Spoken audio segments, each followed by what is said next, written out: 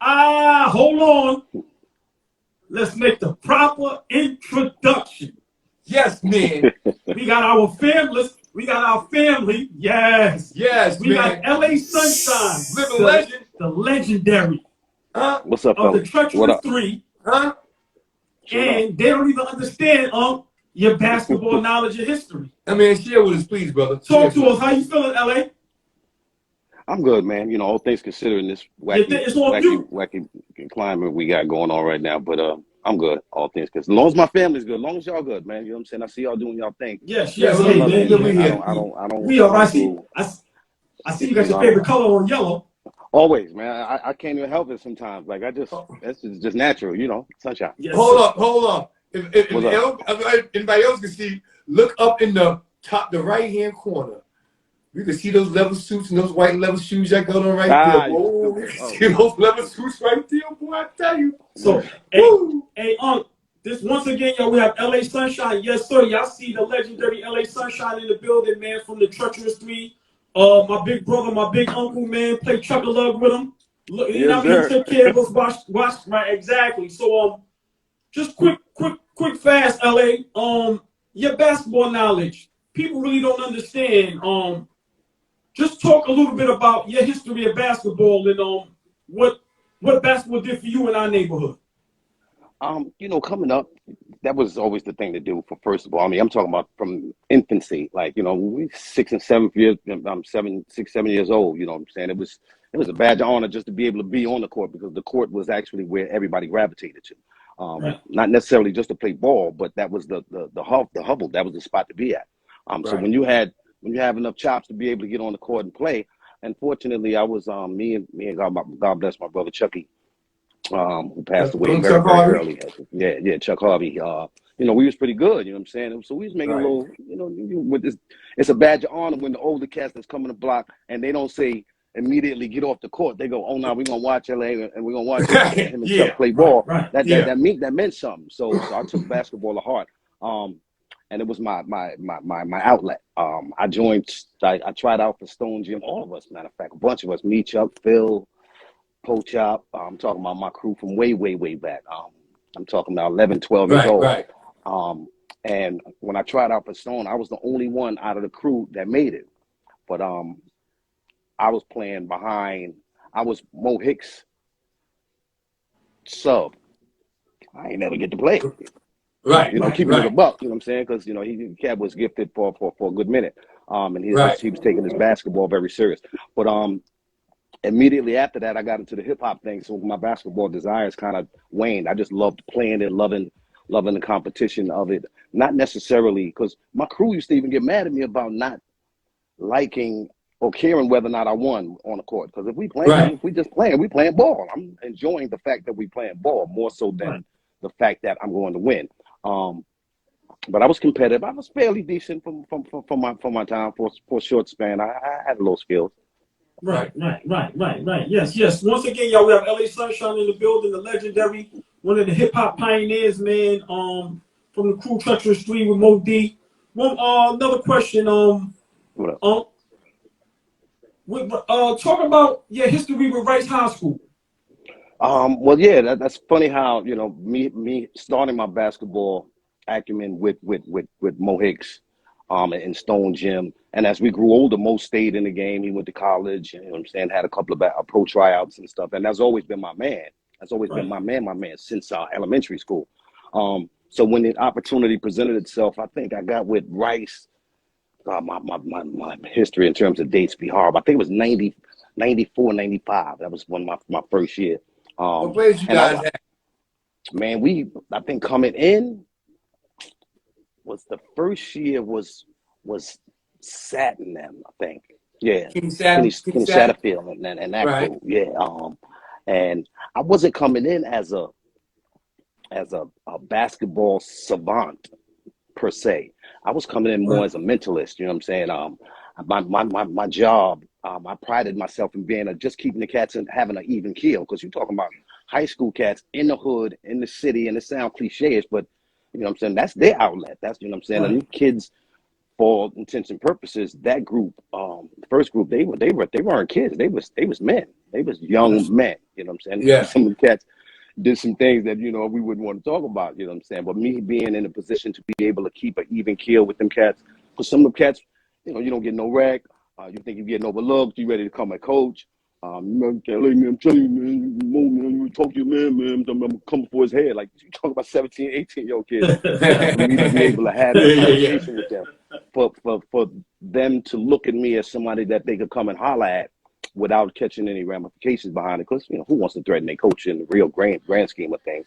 But I pride myself on just being more of a mentalist and a shoulder, drop a jewel on them every once in a while. And it's great to be actually look back on you know, the career that I had with Rice in particular.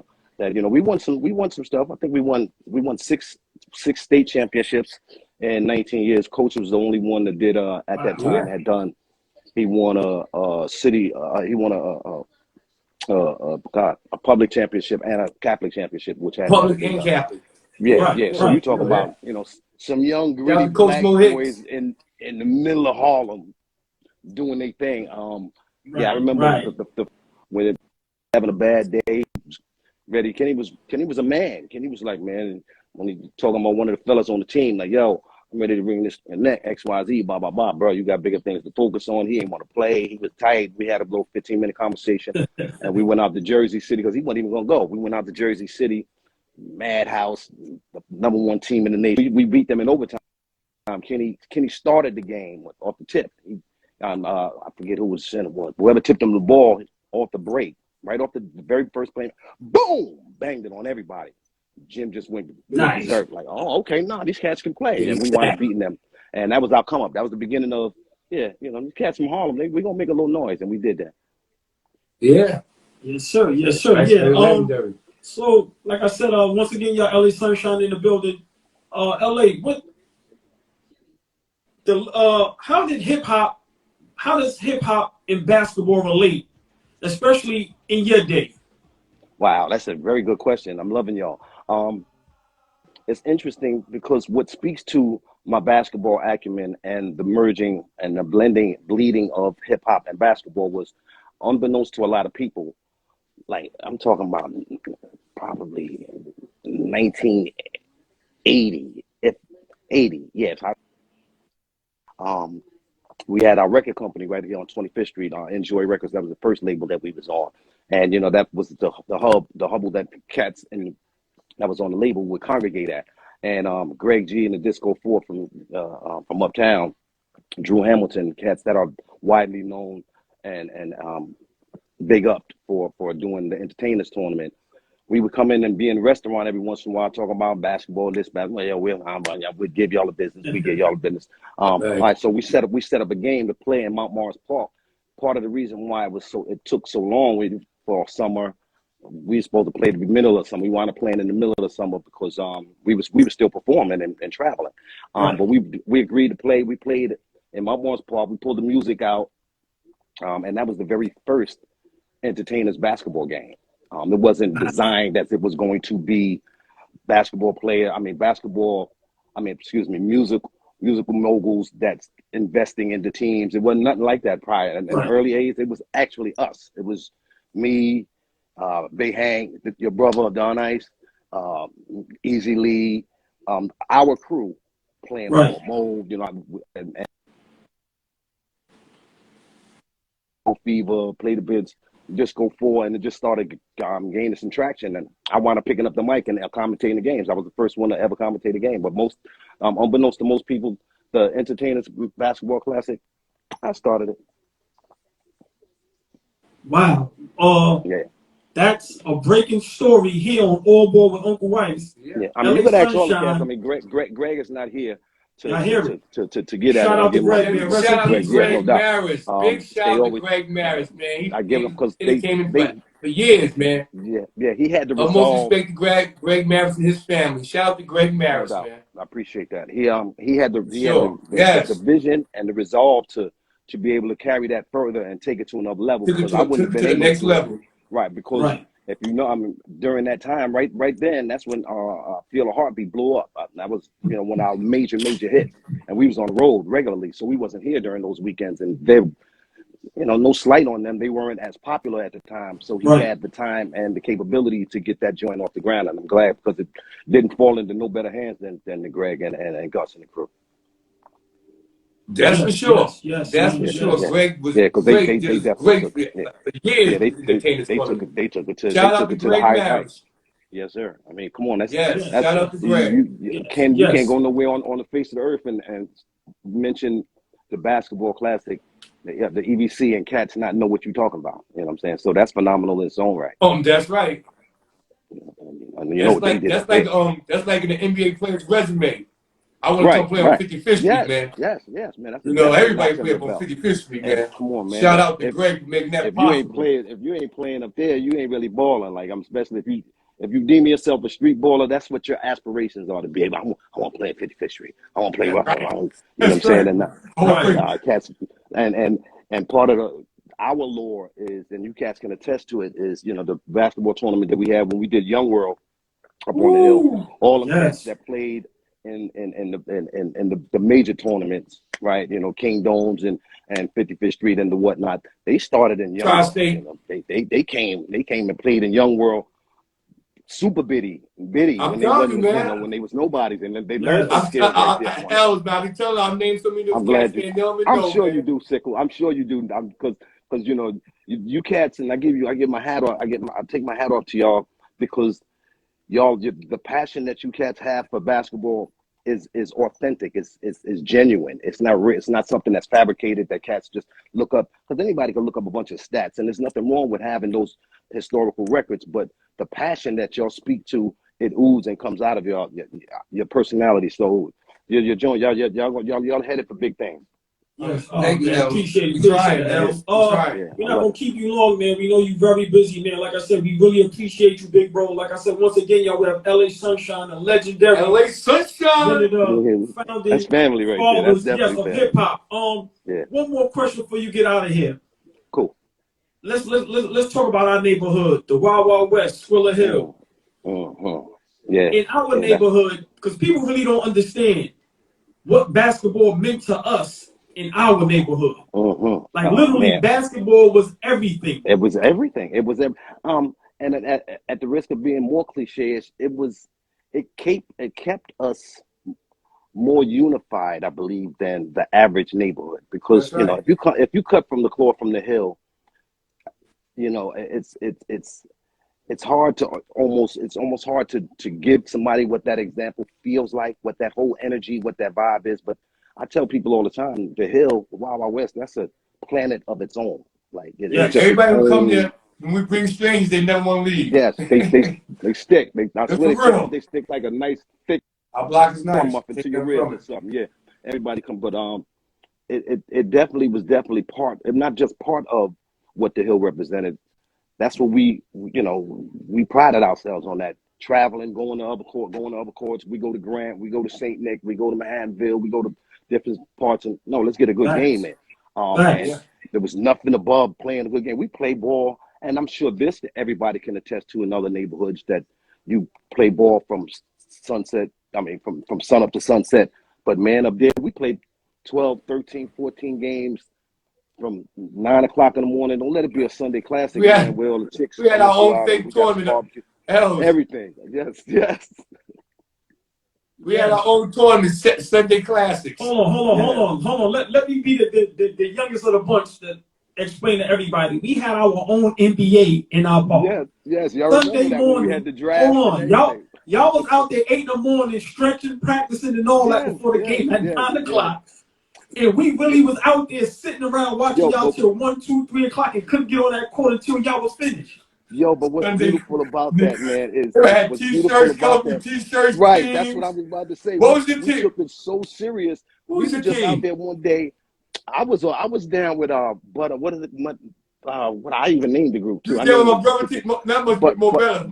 But no, because I had a bum squad. I had Duda Brown. But Duda Brown, that's what it was. Yeah, Duda Brown. Name the crew real quick. Oh God, it was me. You had my brother. Hunky. Easy. Nah, I'm Easy didn't play sorry. left. Nah, Easy didn't Yes, play. he was. No, Easy Easy threw his wasn't. shirt over the gate. Nah, Hey, we no, reminiscing, y'all. Excuse us. Easy was on your team? Only reason I remember Easy because they had red shirts on. I think it was me, C Flavor. No, Flav was on my team. I had Flav and Phil. See, I can't even remember. Oh, you had to say, Right. but y'all should have been Doodle Brown. But we played. We took it. We set a whole tournament, and we couldn't get a game in. Like, we couldn't win a game. We were so snake. We was like, I think we wound up playing 1-7 or something like that. But just the fun of creating that, like, because we was just sitting in the park one day, be like, yo, let's do a tournament. I swear, literally, I went across the street, got a paper bag, wrote some names down in a hat, and Put in the hat, and we had a draft just like that. And you get 6, oh 7 man, I cats. love you, bro. That's what it was. Yeah. It turned into a comedy. That's right. It was so harmonious, man. It just brought the block that much more together. Cats would look forward to getting up Sunday mornings. These cats coming out with sleep in their eyes. You know, you see the girls waking up on it. They wind up stopping to stand there. But it was real. It was good. Shout out to my sisters on the block for coming out supporting us. They would come and represent. They definitely come and represent. It got to the point where they started. We went from that to somebody bring out the grill. Right. And then it just snowballed. And then, of course, at the end of the day, we pull out the chocolate board. We pull out the chocolate board, and they don't even know. They don't even know about that. Right. But but that was part of it too. You know what I'm saying? Those times was like, just to reflect how impactful and important that they were, because when you're living in the moment, you really see it through the lens that it is. You know what I'm saying? Right. But we were and I'm proud to be a part of that generation that was influencers. We were impacting cats that was coming up. You know what I'm saying? And they desired to aspire to want to do something with themselves, not just individually, but collectively within the block, and maintain that harmonious environment that we had established for them. And it's still going to this day. I appreciate it. You know, it's still a little rough and rugged, you know what I'm saying, because the mindset of cats is a little different, you know what I'm saying, unfortunately. But I was actually, real quick, I was just Mo Hicks hit me, him and D Mitch, shout out to coaches. Shout out to Coach Hicks, shout out to Mitch. Yeah, they hit me like, yo, LA, we get ready to do some things. You know, I don't want to divulge it right now because it ain't etched in stone. But let's just say they put the team back there.